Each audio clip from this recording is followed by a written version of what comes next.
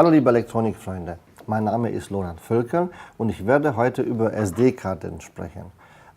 SD-Karten kennt jeder. Applikationen, Digitalkamera, Navi, Autoradio benutzt man ständig, in sämtliche Industrie-PCs als Festplatte. Ja, als Standard SD-Karte sind maximal so um die 90 Megabyte pro Sekunde möglich. Das sind von Entwicklung her auch weiterentwickelt worden, weil man braucht immer höhere Auflösungen, höhere Geschwindigkeiten, mehr Datenraten und dadurch kam dazu, dass hier irgendwann ein Bottleneck, quasi eine kleine Enge getrieben wurde, dass die Daten nicht schnell genug auf die Karte geschrieben wurden. Und somit hat man jetzt eine neue Technologie entwickelt, das ist die UHS-II heißt es. Das sind Karten, wo etwas mehr Pins haben. Bei den Standardkarten haben wir ganz einfach nur 9 Pins. Und die 9 Pins, da ist die Stromversorgung und 3,3 Volt.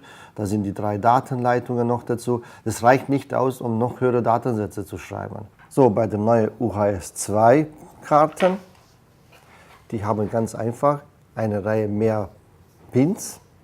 Das kommt daher, weil der hat nicht nur die 3,3 Volt, sondern auch die 1,8 Volt. Der ist notwendig, weil der hat eine zweite physikalische Layer. Der hat mehr Datenleitungen, dadurch auch die Anzahl der Pins erhöht von 9 auf 17 und braucht eine deutlich bessere Schirmung, dadurch, dass die Datenrate sehr hoch ist. Und neue Pinning, also zusätzliche Pinnenreihe, braucht man zusätzliche Halterung. Diese neuen Halterungen sind entsprechend auch ausgelegt, dass man mehr Schirmung hat, dass die Anzahl der Pins sind und wenn man eine Karte einsteckt, kann man schön hören dieses Klick.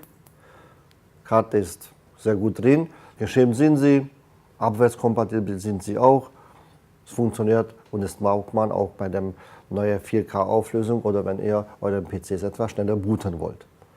Ja, ich hoffe, es hat euch Spaß gemacht. Schaut meine nächsten Videos an.